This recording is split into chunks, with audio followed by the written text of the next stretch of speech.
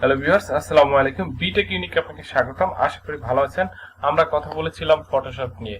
Photoshop নিয়ে আমরা basic জেনেছিলাম। আজকে আমরা ফটোশপ নিয়ে মূল বিষয়বস্তুতে চলে যাব। তার আগে একটি ছোট্ট মেসেজ, আপনি যদি আমার চ্যানেলে নতুন হয়ে থাকেন অবশ্যই হিট দ্য সাবস্ক্রাইব বাটন আর বেল বাটনটি অন করে নেবেন পরবর্তী নতুন ভিডিও পাওয়ার জন্য। তো আমরা যে বিষয়টি নিয়ে আজকে কথা বলবো, আজকে ফটোশপের আমরা মূল পর্বে চলে যাব। মূল পর্বে আমাদের আজকে প্রথম টিউটোরিয়াল বেসিক পার্ট আমরা টিউটোরিয়াল নাম্বার 1 করেছিলাম, এখন আমরা টিউটোরিয়াল নাম্বার 2 করতেছি। সো আপনাদের সুবিধার জন্য আসলে আমি টিউটোরিয়ালটি তৈরি করতেছি। যদি আপনারা শিখতে চান যে আমার ভিডিও থেকে কিছু শিখবেন, তাহলে অবশ্যই ভিডিওটি পুরোপুরি দেখবেন। আর যারা অ্যাডভান্স লেভেলে অলরেডি আছেন তারা আসলে ভিডিওটি তাদের জন্য না, তারা স্কিপ করে দিবেন। সো এখন চলে যাচ্ছে আমাদের কি কি থাকছে আজকের আউটলাইনে।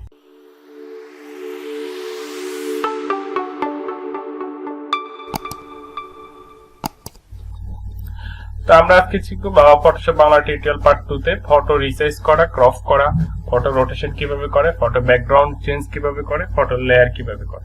তো আমরা চলে যাব ফটোশপে। ফটোশপ আমি আগেই বলেছিলাম, আমি যে সফটওয়্যারটাতে আপনাদেরকে দেখাবো সেটা হচ্ছে Adobe Photoshop CS6 ভার্সন। আপনারা যদি আপনার এই ভার্সনটা না থাকে সমস্যা নেই, CS ভার্সনের যে কোনো একটা আপনি ইনস্টল করে নেবেন, কোনো প্রবলেম নেই। আপনি সেম ভাবেই কাজটি করতে পারবেন, শুধু প্লাগইনস এর ক্ষেত্রে একটু আলাদা হয়ে থাকে, সেটা আমি দেখিয়ে দিব অন্য কোনো টিউটোরিয়াল। তো ভিউয়ার্স, আমরা চলে আসলাম ফটোশপে এখন আমরা একটি ছবি নিব, মানে ফটো নিব। ফটোটা কিভাবে নিতে হয় আমি তা দেখিয়েছিলাম। তো এখন আমি আবার পুনরায় আপনাদের জন্য রিভিউ করব কিভাবে আসলে টুলগুলো অনেক সময় ভালো করে তখন বেসিক পার্টে আমি করিনি, কাজটা দেখাইনি।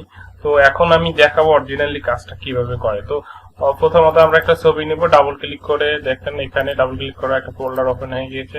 আপনার ছবিটা যেখানে আছে সেখানে চলে যাবেন, আমার ছবিটা এখানে আছে, আমি এখান থেকে দেখাবো। তো প্রথম যে বিষয়টা ছিল ফটো কিভাবে রিসাইজ করবেন। তো ফটো রিসাইজ করার জন্য আমাদের কি করতে হবে সেটাই আমরা এখন করব। তো রিসাইজের জন্য আমাদের এখানে ক্রপে চলে যাব। ক্রপে গিয়ে দেখেন এখানে ইচ্ছা মতো আপনি কাটতে পারবেন, ফ্রি, এটা হচ্ছে ফ্রি সাইজ।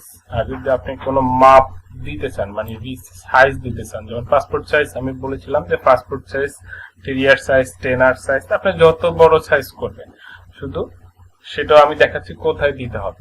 তো এখানে এন্টার যদি চাপি, আমি জাস্ট এন্টার প্রেস করলাম, এখানে দেখেন এটা হচ্ছে ম্যাজিক হয়ে আছে। তো এখানে ম্যাজিক বাটনটা নিয়ে এখানে ক্লিক করলাম, হয়ে গেল। তো ক্রপটা হয়ে গেল, ক্রপটা আমরা দেখে ফেললাম। এখন আমরা দেখবো হচ্ছে আসলে এটাকে আমি যদি পাসপোর্ট সাইজ করি তাহলে কি করতে হবে।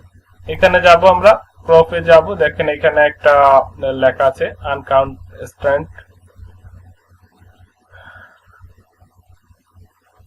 আনকনস্ট্রেন্ট আসে। এখানে আমি সাইজটা দিব, এবং পাসপোর্টের সাইজ 1.6 আর 2। সো এটা হচ্ছে পাসপোর্ট সাইজ, দেখেন অটোমেটিকলি হয়ে গেছে। তো আপনি এখানে শুধু এন্টার দিলেই হবে, পাসপোর্ট হয়ে গেছে। আমার ছবিটা এখন পাসপোর্ট। এই ছবিটা যদি আমি প্রিন্ট করি, আমার পাসপোর্ট সাইজে প্রিন্ট হবে। সো আর 10R যদি আপনি করেন সেক্ষেত্রে হচ্ছে আপনি এখানে দেবেন 3.5, আর হচ্ছে সরি 3R করলে, 3R যদি আপনি করেন তাহলে এখানে দেবেন 3.5, এখানে দেবেন 5। দেখেন এটা 3R হয়ে গেছে, মানে একটু বড়। আমরা যদি ফ্রেমে রাখি 3R এ ছোট করে, আমরা অনেক সময় দেখি আসলে 3R ছবি। তো আমরা দেখে পেলাম ক্রপ কিভাবে করে। আর রোটেশনটা আমরা কিভাবে দেখো, দেখেন এখানে একটা ইয়ে আছে, আমি ম্যাজিক দিয়ে আপনি ম্যাজিক ইয়েটা আপনি সরিয়ে নেবেন। তো আমরা রোটেশন করব হলো, ছবিতে যাব, দেখেন ইমেজে যাব, ইমেজে গিয়ে রোটেশন আপনি 180 ডিগ্রিতে করতে পারবেন, 90 ডিগ্রিতে করতে পারবেন, আপনার ইচ্ছা। আবার কিভাবে আপনি ছবিটা, এখন আমার সাপোজ বাম দিকে আছে, আমি ডান দিকে মাথাটা ঘুরিয়ে করবো, দেখেন ঘুরে গেল। তো এখানে যে কি করবেন, ফ্লিপ ক্যানভাস হরিজন্টাল, শুধু এটাকে ক্লিক করলে একবার ডানে একবার বামে হয়ে যাবে, ঠিক আছে। আর হচ্ছে 180 ডিগ্রিতে যদি ঘুরাতে চান, দেখেন ছবিটা নিচে হয়। আমি এখন 90 ডিগ্রিতে ঘুরাবো, ওকে।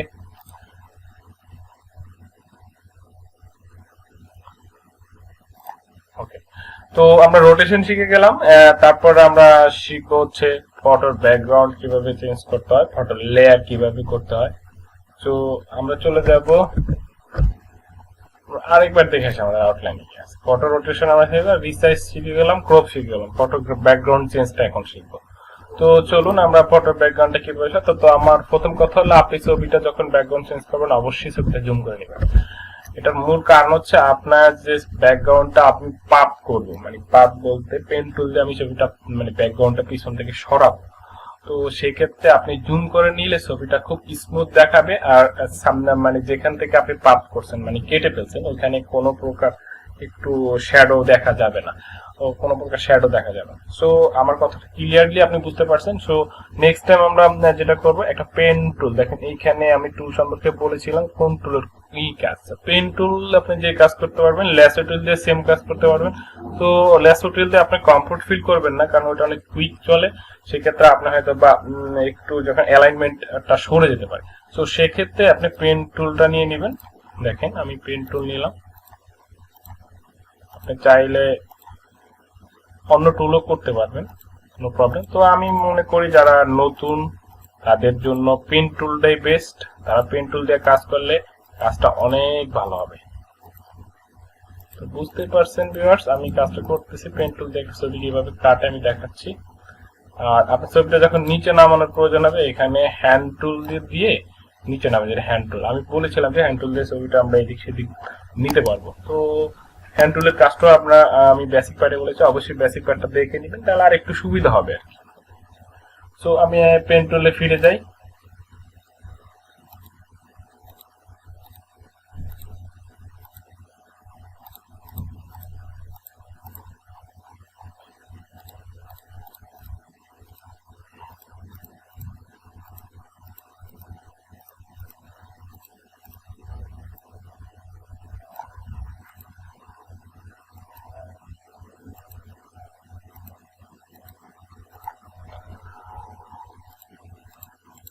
দেখতে পাচ্ছেন আমি কিভাবে কাজটি করতেছি, সেম আপনারাও করবেন। জাস্ট মাউসের লেফট বাটন ক্লিক করবেন, এরকম দৌড়ে লেফট বাটন ক্লিক। আপনি যত জুম করে নেবেন তত ছবিটা আপনার জন্য ভালো হবে, কারণ হচ্ছে দেখবেন পরে খুবই স্মুথ দেখাচ্ছে। আপনি যে ছবিটি কেটে সরিয়ে ফেলছেন এটা কোনোভাবেই বোঝা যাবে না। তো একটু ফলো করবেন কাইন্ডলি আমি কাজটা কিভাবে করতেছি।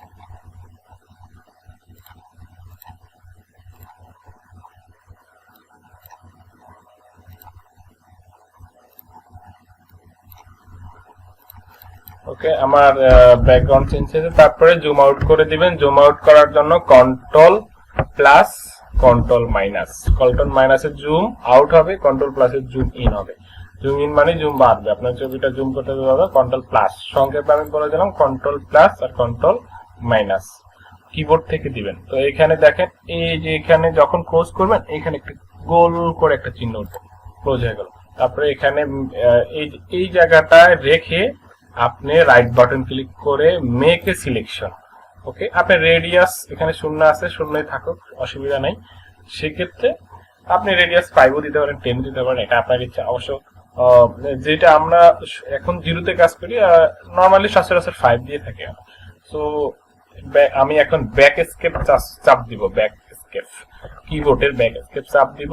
দেওয়ার পরে দেখেন সরি আমি একটু ভুল করে ফেলছি, যেটা হচ্ছে আমি ছবিটা লেয়ার করে নিই। এখন লেয়ারটা আমি কিভাবে করব, জাস্ট দেখেন এখানে ছবিটা আমি এই যে এখানে একটা ব্যাকগ্রাউন্ড নামে অপশন আছে, দেখেন লেয়ার।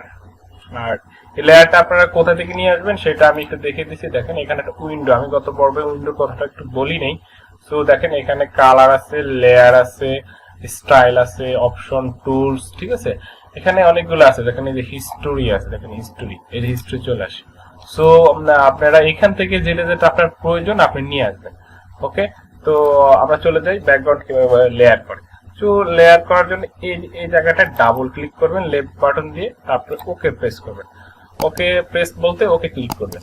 সো এখন আমি দেখেন ব্যাক এসকেপ চাপ দিলে চেঞ্জ হয়ে যাবে। দেখেন আমার এটা অলরেডি চেঞ্জ হয়ে গেছে। এখন ম্যাজিক টুল দিয়ে কাজ হচ্ছে, ম্যাজিকটা আমি রিমুভ করে ফেলবো। ওকে, দেখেন ছবিটা আমার কত সুন্দর, মানে আপনি যদি মানে চিন্তাই করতে পারবেন না এত সুন্দর কাটা হয়েছে। তা আমি অতটা সুন্দর করে কাটি নেই, মানে পাত করি নেই, সেক্ষেত্রেও ভালো হয়েছে। আমি খুব মানে একটু তাড়াতাড়ি করেছিলাম। দেখেন মাথার দিক থেকে একটু সমস্যা দেখা যাচ্ছে, কিন্তু আপনি যখন আস্তে আস্তে নিখুঁতভাবে করবেন তখন এই সমস্যাটা না। তারপর অন্যভাবেও আপনি ব্যাকগ্রাউন্ডটা চেঞ্জ করতে পারেন, সেটা আমি দেখাবো অন্য কোনো পর্বে। সো বন্ধুরা আপনি বুঝতেই পারতেছেন এখন আপনার ব্যাকগ্রাউন্ডটা চেঞ্জ হয়ে গেছে। আপনি চাইলে একটু দেখানোর চেষ্টা করি, ব্যাকগ্রাউন্ড চেঞ্জ হয়ে গেছে। সেক্ষেত্রে আমি এই টুলটা এক্সট্রাই দেখিয়ে দিলাম যে দেখেন এইখানে আমি যদি পেইন্ট বাকেট টুল, মানে এটা দিলে একসাথে যদি আপনি কালার করতে চান, এটাও আমি দেখিয়েছিলাম। সো আমি ব্যাকগ্রাউন্ডটা চেঞ্জটা দেখাইলাম, তো ব্যাকগ্রাউন্ডটা কিভাবে চেঞ্জ করে। আর পরবর্তীতে ভিডিও আবার আমি নতুন কোনো বিষয় নিয়ে আপনাকে দেখাবো। অবশ্যই আমি ফটোশপের কন্টিনিউ টিউটোরিয়াল করবো, যতক্ষণ পর্যন্ত আমার ভিতর থেকে আপনাদেরকে দিতে চেষ্টা করব ও আমি যতটুকু পারি। তো আশা করি আমাকে হেল্প করবেন আপনারা আমার প্ল্যাটফর্মটাকে আপডেট করার জন্য। আর যদি কোনো সমস্যা হয়, যে বুঝতে সমস্যা, আমার ভিডিওতে আপনি কমেন্ট করে জানাবেন, আমি আপনার সমস্যাটি সমাধান করার চেষ্টা করব। আর ফটোশপ নিয়ে আপনার যদি কোনো জানার থাকে সেটাও আমাদেরকে কমেন্টে জানাবেন, আমি সেই বিষয়ে আপনাকে ডিটেইল দেওয়ার চেষ্টা করব। সো আশা করি বন্ধুরা এই পর্যন্তই আজকে। তার আগে একটু বলে নিয়ে অবশ্যই আমার চ্যানেলটা সাবস্ক্রাইব করবেন, আমার বেল বাটনটি অন করে দেবেন নতুন নতুন ভিডিও পাওয়ার জন্য। আবার দেখা হবে নতুন এপিসোডে। তো ভালো থাকবেন।